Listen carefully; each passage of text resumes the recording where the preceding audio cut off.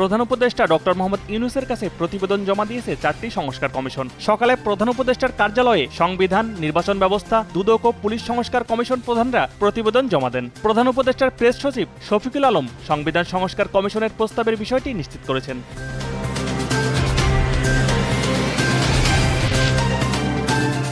জুলাই হত্যাকাণ্ড অপরাধে জড়িত সব সরকারি কর্মকর্তাকে ধরা হবে বলে জানিয়েছেন স্বরাষ্ট্র উপদেষ্টা লেফটেন্যান্ট জেনারেল জাহাঙ্গীর আলম চৌধুরী। সকালে আনসার ও ভিডিপি সদর দপ্তর পরিদর্শন শেষে সাংবাদিকদের তিনি একথা বলেন।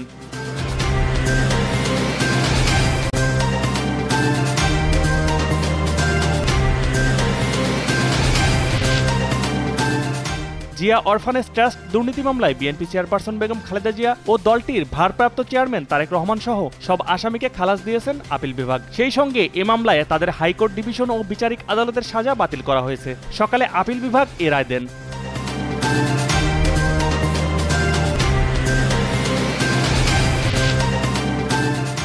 যুক্তরাষ্ট্রের লস অ্যাঞ্জেলসের দুর্গম এলাকা বা জঙ্গলে আগুন নেভাতে এখন বড় অবলম্বন হয়ে উঠেছে বিমান ও হেলিকপ্টার। চলমান দাবানল ঠেকাতে সর্বাধুনিক প্রযুক্তির বিমান ব্যবহার করছে যুক্তরাষ্ট্র।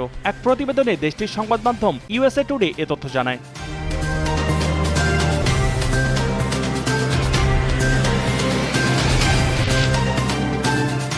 নানা অঘটন আর শ্বাসরুদ্ধকর লড়াই দিয়ে শেষ হয়েছে বিপিএল এর সিলেট পর্ব। টানা 2 দিন বিরতির পর আগামীকাল থেকে মাঠে গড়াবে চট্টগ্রাম পর্বের খেলা। বন্দর নগরীতে মোট 12টি ম্যাচ অনুষ্ঠিত হবে।